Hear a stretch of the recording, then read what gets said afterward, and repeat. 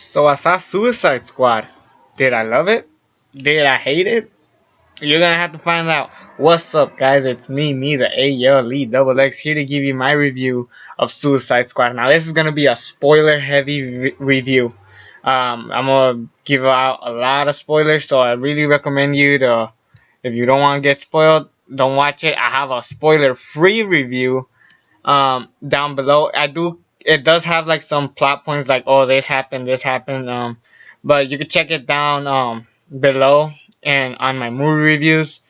So, and it's on my website too, so if you guys go to my website, you guys will find it. It will be a lot easier for you guys. But anyways, we kick off the movie with Amanda Waller. She wants to have this like like what was the name of the group? Sorry. Uh, Give me a second. The Task Force X. She wants them to basically take over and like maybe help out just in case we have like another Superman that could be evil and stuff. And here's the thing with this movie that I like. They do kind of cover like some parts that like connect to the DC universe, like Batman, Superman. Obviously, Batman, they do bring up Superman. The Flash actually makes a cameo. He actually stops Captain Boomerang from a robbery, and that's about it. And as that goes, they kind of like show mini origin stories for each, like not each character, but like enough characters, I could say, where you kind of get invested into some of these characters. And my favorite one by far was Deadshot. Now the last individual movie I reviewed was Independence Day Resurgence, and I have claimed that you can't have an Independence Day movie without Will Smith. And after watching this movie, I still stand by it because Deadshot was by far the best part of this whole movie, particularly with his story about how he's a hitman. He's one of the best hitmans, maybe the best hitman of all time, and he basically shoots. He kills people for money, and but at the same time, he's a father. He doesn't get the chance to see his daughter that much, and then one time Batman stops him, and from there on, he was about to kill Batman, but his daughter goes, "No, the reason why you kill is the reason why we can't see each other anymore," and that was true. So that's when Batman stops him, and I thought that was a really good story. And I don't know that much about Deadshot, but I've kind of heard some stuff, so that fit perfectly, and I think it was just like really good to show. Then when they show the Harley Quinn story with the Joker. I'll talk about the Joker a little bit, but yeah, basically it's a love story. How she used to check on Joker, and then she started falling in love with the Joker, and then that turned her into what we know as Harley Quinn. And I think that Joker, he wasn't in this movie a lot. He just shows up. He's basically on his own mission trying to save Harley Quinn. He's trying to take her back. That's basically his whole story there. And for the little that we got from Joker, I thought he was okay. He ain't Heath Ledger. He ain't Jack Nicholson. Sure as hell ain't Mark Hamill, even though it's just a voice. Think this was like think this Joker was okay.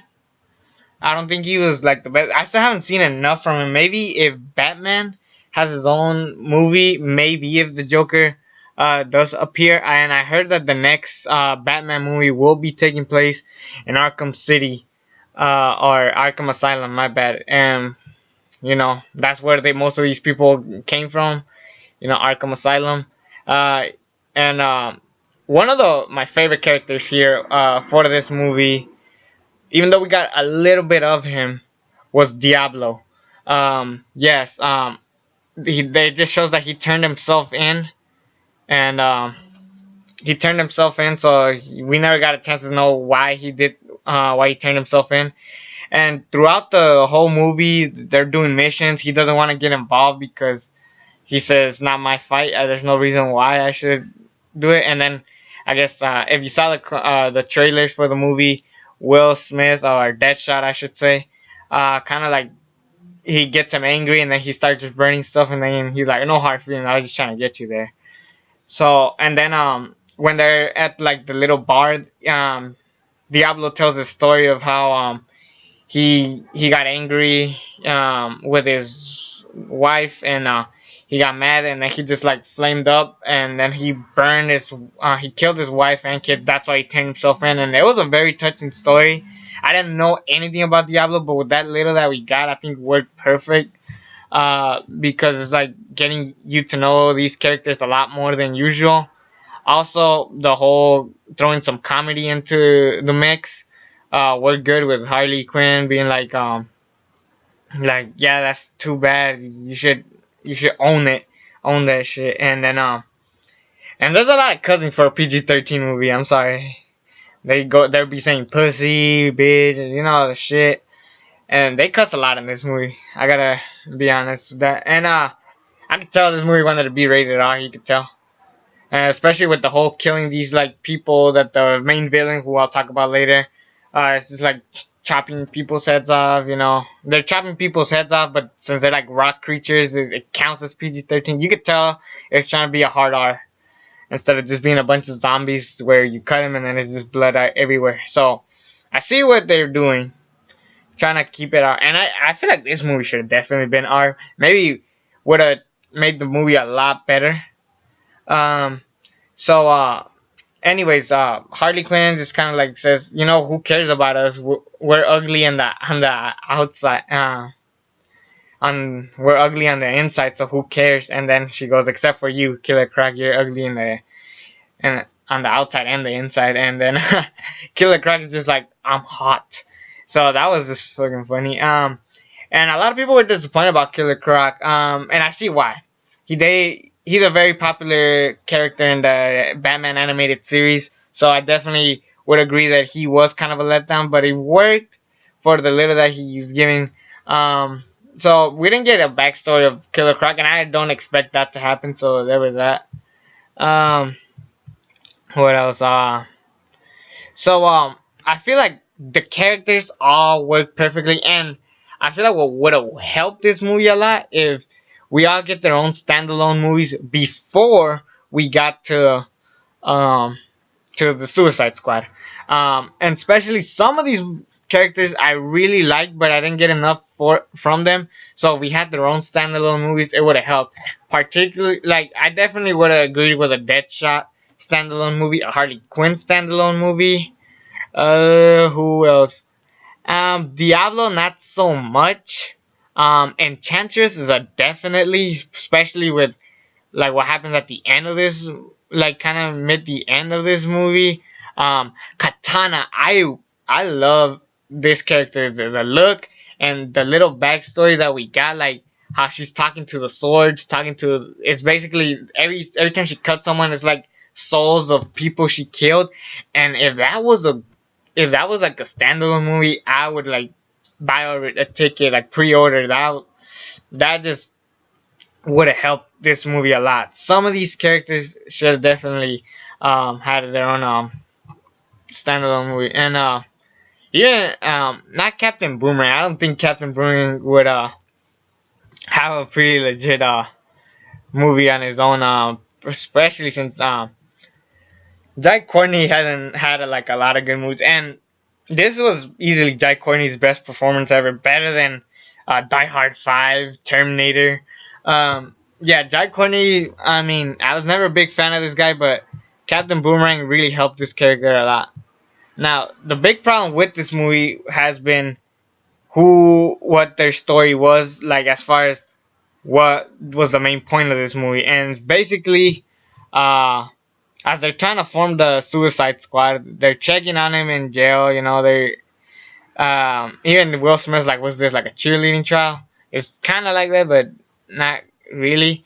So Rick Flagg's girlfriend is Enchantress, and she every time the girl playing Enchantress, every time she says Enchantress, she turns into Enchantress and maybe want to take over. But there's this doll that they use so she could turn back normal. but this time she took over that, and she frees her brother. I forgot his name, and that's basically the story. And people have been comparing this to Ghostbusters, and I see why. Basically, the way the movie ended.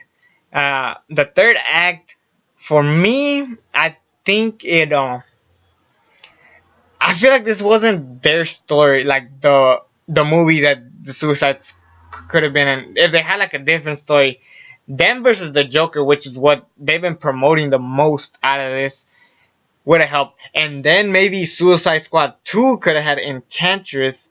So I think that that's the biggest problem with this movie. That this movie could have happened when in a much later time when the DC universe is still kind of developing. So I see the problems there. And I think that like I said, Jared Leto as the Joker, I still had mixed feelings about. And throughout the movie, for the little he's shown, he's basically after Harley Quinn. There's a part where um, Joker like just comes in a suit, and I was always like trippy about that. Why does he have a suit in the movie? When I saw the trailers, and then eventually when he saves Harley Quinn, he's basically saying I dressed up for you and stuff. And the Joker Harley Quinn chemistry looked nice. It looked like it fit perfectly. Definitely the all stars of this movie was Harley Quinn and Deadshot, and especially with Deadshot, kind of feeling like the main character. I feel like he was the main character. And basically, it looked like they were setting up like a love triangle. I've been reading about this, that there was gonna be a love triangle between Deadshot, Harley Quinn, and the Joker, and I never got to see that Deadshot and Joker kind of chemistry, so that also didn't work. So and then I feel like the real villain of this entire movie was Amanda Waller. She's just like evil, and she came right out of the comics. Like I could not see anybody else playing Amanda Waller except for the actors that they got. Let me find her name real quick. Viola Davis. Yes, Viola Davis is a great actress. She looked like the character, she felt like the character, she acted like the character. This is like just ripped out of the comics. And I thank David Ayer for that myself. And so that worked too. The soundtrack of this movie, this is another thing that everybody's been talking about. Did it work for me? Kind of. Some songs work, some songs didn't work. There's a part where Harley Quinn's in the elevator and there's music playing, so I'm like, why is that happening? And eventually she's just fighting these rock creatures again that Enchantress brought to the table. And basically, some parts it did work, some parts it didn't work. Especially the one that definitely did work was Black Skinhead, when Will Smith's shooting like the targets when they're checking how Will Smith came to be. So there was that also, like, some songs worked, some songs didn't work. When they put that "You Don't Own Me" song, I don't know who sings it again, but when they played it, they like edited a different version of the song, and I didn't like it. I personally did not like how it sounded. I felt like they could have just kept the original one. Oh, and also the song that I was excited to hear for the soundtrack happened at the end, particularly with Queen. So basically, when all is said and done, the whole mission is done. Basically, they're all in their jail. They all got what they wanted. Will Smith got a chance to see his daughter once in a while, then he got sent back to jail. Arkham Asylum, I should say. My bad. You see Killer Croc. He asked for cable TV, so you just see Killer Croc just kind of laying down watching TV. That was just funny. Harley Quinn asked for a coffee machine, which worked. And then eventually, the shit went crazy, blew up, and then you just see like a bunch of cops just going try to go after Harley Quinn. And I already knew that the Joker was gonna appear and like same, because I'm like, we didn't get a lot of Jokers, so I'm assuming he's gonna come out and save Harley Quinn at the end. And sure enough, that is what happened. Joker comes in. He comes with a like a uniform, cop uniform with the name Joker, and a lot of people were complaining about that. And I'm like, Huh. When was the last time I saw something like that happen? Oh, that's right. Batman Begins. Now, I love Batman Begins. It's my second favorite DC movie, DC Comics movie out there besides The Dark Knight, of course. But Batman Begins, I remember when they were like, when they got like the evidence of who killed like certain people, you see the card, and on the side like of like the person who signed it, it said J. Kerr. I remember that. So I've seen it happen before, so I'm not like losing my mind over it. People are comparing it to the logos in the Batman email. I'm sorry, that's not it. No, nothing like that. At least this one like shows that the Joker is somewhat devious, and I'm excited to see where this goes. Definitely.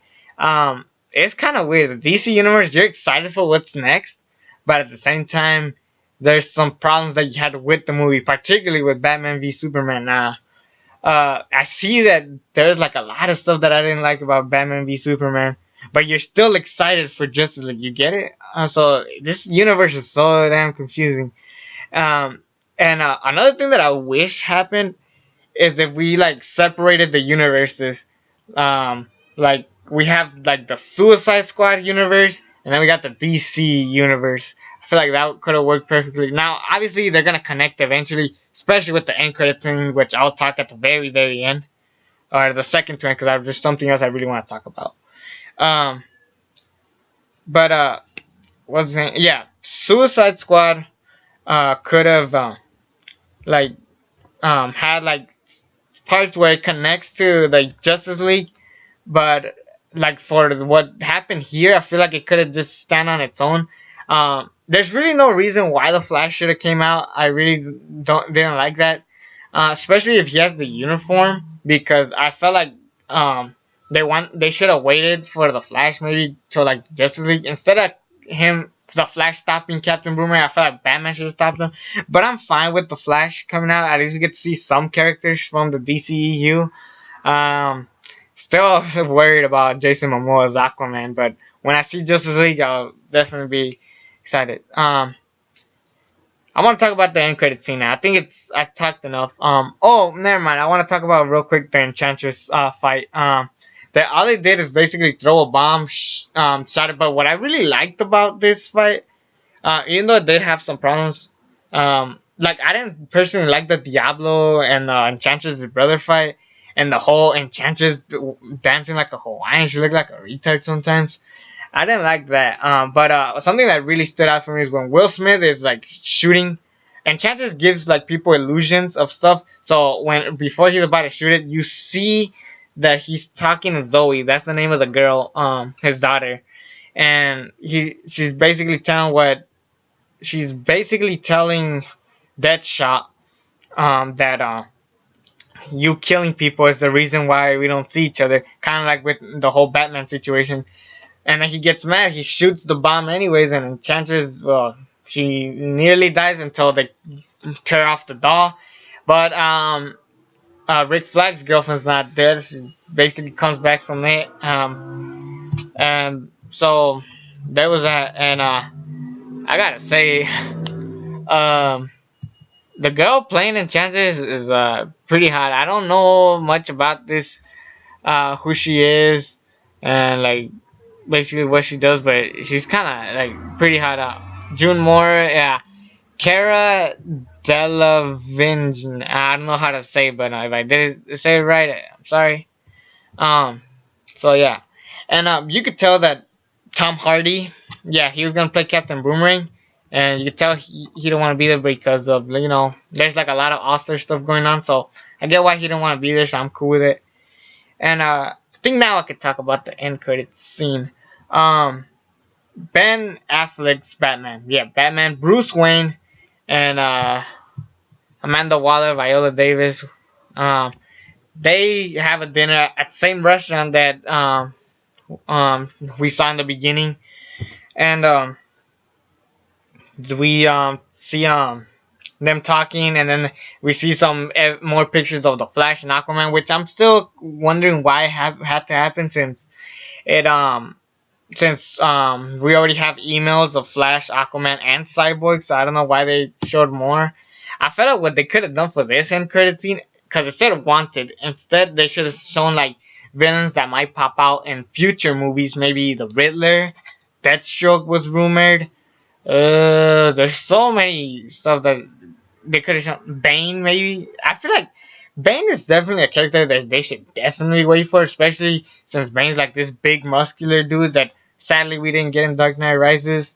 By the way, I like Dark Knight Rises. Anybody who has a problem with it, I don't give a fuck, because that movie was great. Uh, so yeah, there was that.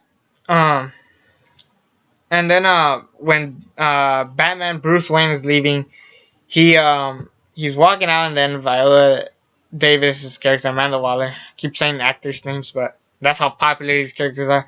But Amanda Waller goes like, "Hey, you seem awfully tired. You stop working at night," and that basically shows that she might know that he's Batman, or he is Batman. You know, she's saying she knows that he's Batman. Then she's like, "Yeah, you should stop this Suicide Squad.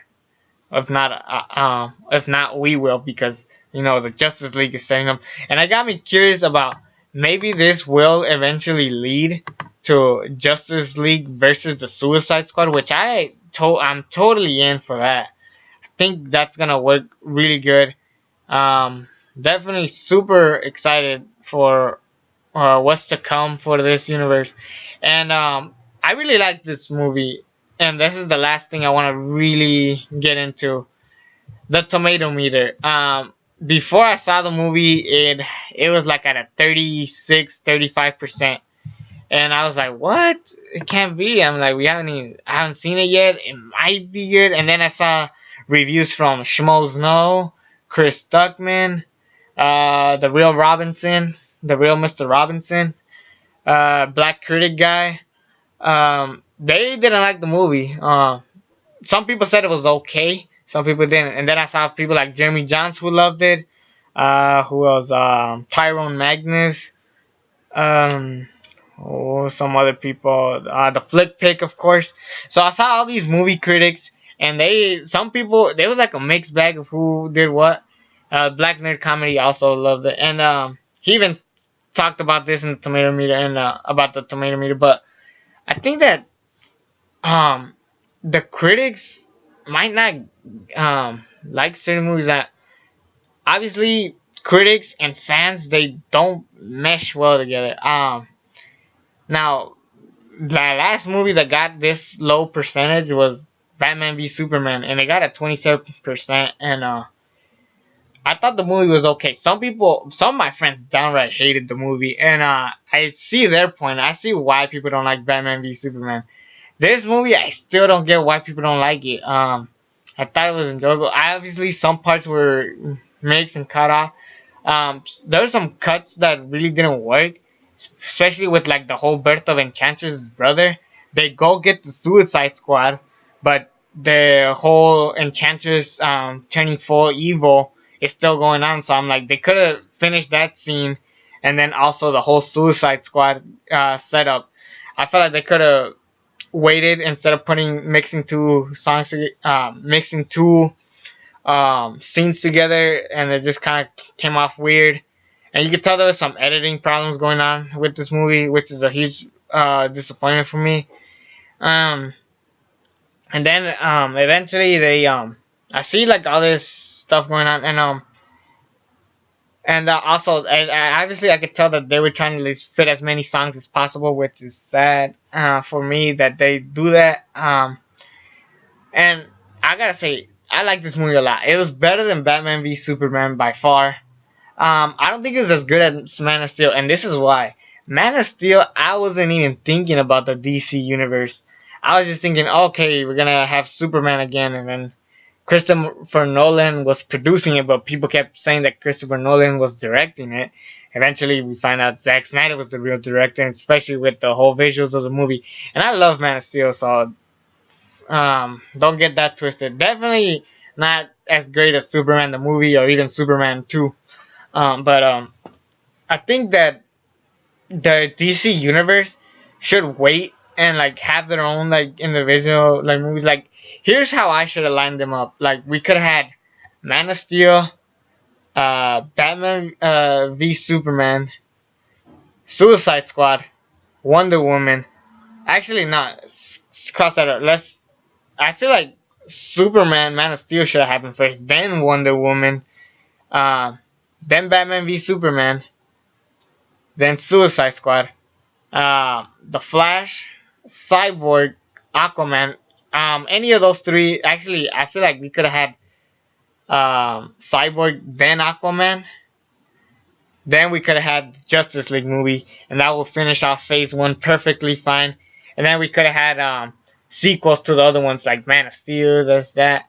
And I definitely would have changed Batman v Superman a lot more. Like, we could have gone without the Superman death. So I think that the problem is that we're not getting yet how this universe is gonna work, because it's kind of all over the place where you don't know what's going where, and it's just kind of sad for me. And I think that some stuff just don't work as well. And like I said, I really enjoyed this movie. Let's just give you the rating. B minus. I'm gonna give this a B minus because there's a lot of stuff that I thought could have worked. And I think like I said, the big problem is that it's not connected well to the universe. Actually, I'm actually gonna give it a B because I think it wasn't that bad. And I'm gonna give it an 8 out of 10. Um, I don't think a 7. I think a 7's too low. But I know some people just downright hate this movie. Some people said Batman v Superman was better. I'm liking the DC universe. It's just I don't know where it's going yet. So that's why when we get to Justice League, maybe all of this stuff starts connecting a little bit better, and that's what I'm wishing for the Justice League movie to do.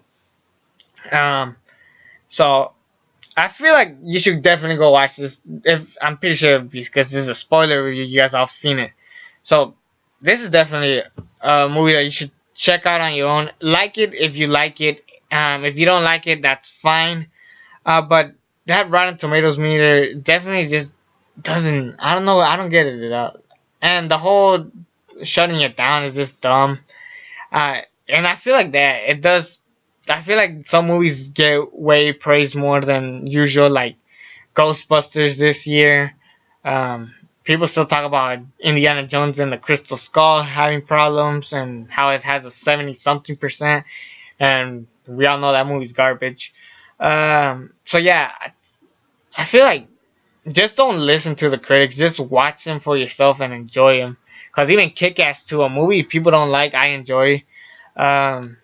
Blade 3, I don't hate as much as other people. I do think it does have a lot of problems, but it's not terrible.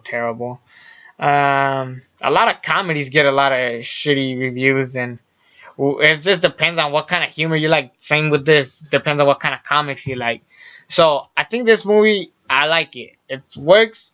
Not my favorite DCU movie yet, but I feel like this helped it set to a different direction for the future of the DC universe. So I'll just end with that. I hope you guys sat through this whole time. Even I am shocked that I've went this long reviewing this movie. Anyways, it is me, the ALE double X. Subscribe to this channel if you haven't already. And until then, I'm out.